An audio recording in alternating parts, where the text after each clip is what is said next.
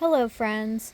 Today I'm going to be reading Jim Henson's Muppets and Kermit's Cleanup, a book about imagination.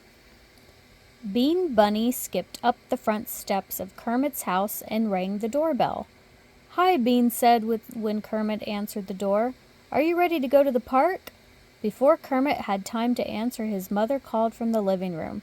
"Kermit," she said, "don't forget about the basement." "Oh, shucks," Kermit said with a sigh. "I did forget. Sorry, Bean, I can't go. I promised my mother I'd clean out the basement." "It won't be as much fun without you," Bean said. "If I can help you clean, maybe we'll still have time to go to the park.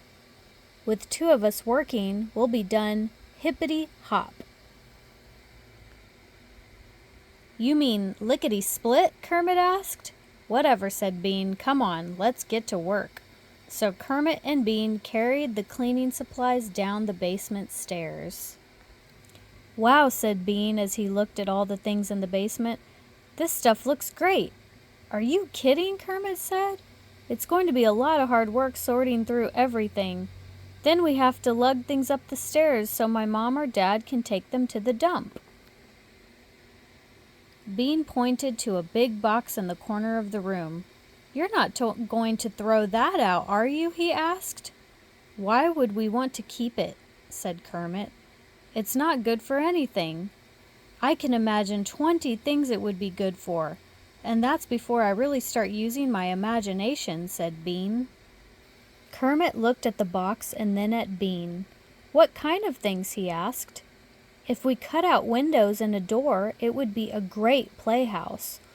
Or we could turn it on its side and pretend it's a cave," Bean said. "You're a good pretender, Bean," said Kermit. "My Granny Bunny taught me all about pretending. She calls it putting on your imagination cap." Bean explained. "Granny says there's a lot of ways at looking at something. With an imagination cap on, you can pretend all kinds of things." As Bean talked, he walked around the basement, opening boxes and looking inside. "Wow," he said, "you have some of the best junk I've ever seen. Look at that box of old pots and pans." "What could we do with them?" Kermit asked, looking puzzled. Bean thought for a moment. "I've got it," he said. "We'll turn that big box into a castle, and we'll be knights." "And the pots and pans can be our armor," Kermit said. "Now your imagination cap is starting to work," said Bean. "Come on, let's get going." Kermit grabbed the broom and began to sweep while Bean hopped about with the mop, clearing dust and cobwebs from the ceiling. When they had finished cleaning, they moved all the boxes and odds and ends to the middle of the basement floor.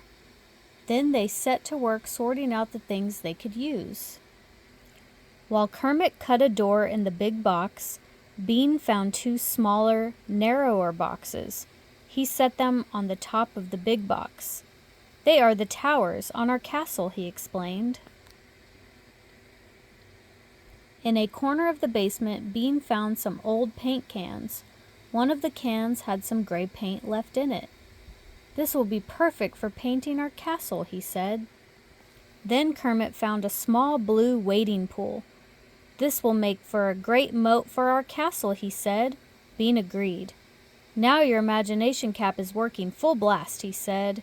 They used 2 cinder blocks and a plank to make a bridge over the moat.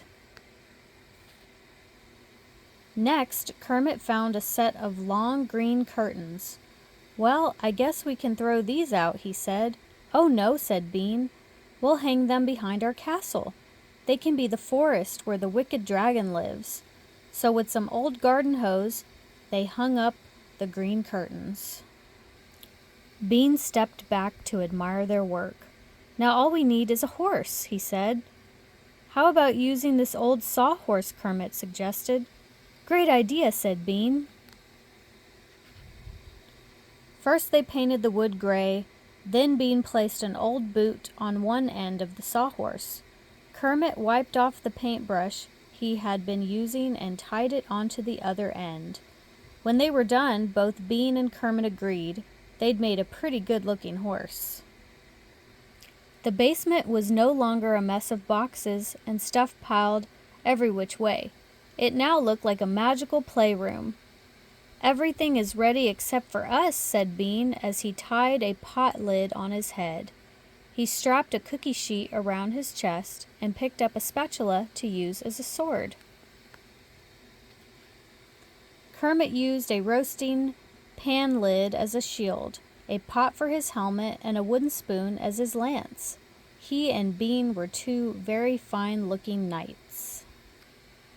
All afternoon they rode their horse, fought dragons, and rescued princesses. "This is the most fun I've ever had cleaning up," Kermit told Bean.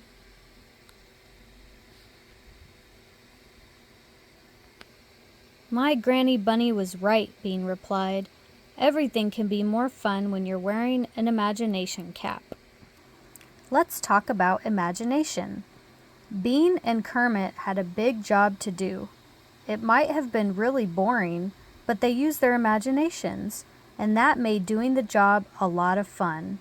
Here are some questions about imagination for you to think about. What are some games that you play that you use your imagination? Are there some things that you have to do, like straightening up your toys, that you could make more fun by using your imagination? How could you do that?